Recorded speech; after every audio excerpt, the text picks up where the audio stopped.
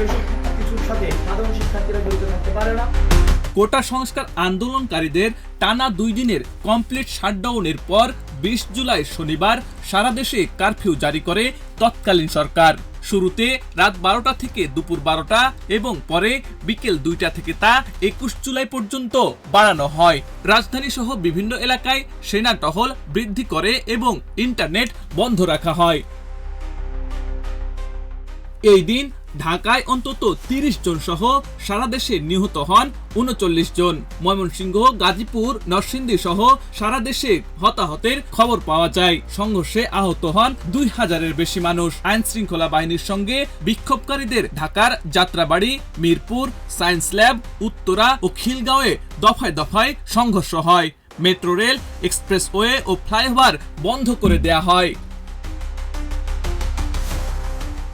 রাজধানীতে শিক্ষার্থীরা বিভিন্ন এলাকায় বিক্ষোভ করলে পুলিশের সঙ্গে ধাওয়া পাল্টা ধাওয়া ও টিয়ার গ্যাস, সাউন্ড গ্রেনেড ও গুলিবর্ষণের ঘটনা ঘটে। মিরপুরে কাজীপাড়া মেট্রো রেল স্টেশনে আগুন ধরিয়ে দেয়া হয়।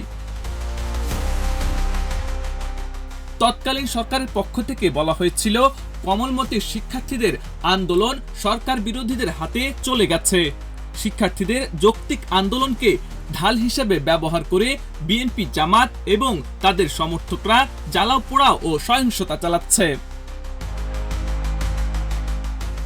অন্যদিকে কোটা সংস্কার আন্দোলনের সাথে যুক্ত থাকা একাধিক সমন্বয়করা দাবি করেছেন, সন্ত্রাসী কর্মকাণ্ডের সঙ্গে সাধারণ শিক্ষার্থীদের কোনো ধরনের সম্পৃক্ততা নেই। তাদের ব্যানার ব্যবহার করে যদি কেউ রাজনৈতিক স্বার্থ হাসিল করতে চায়, ধ্বংসাত্মক কর্মকাণ্ড জ্বালাও পোড়াও করতে চায়, তারা এটা সমর্থন করবেন না।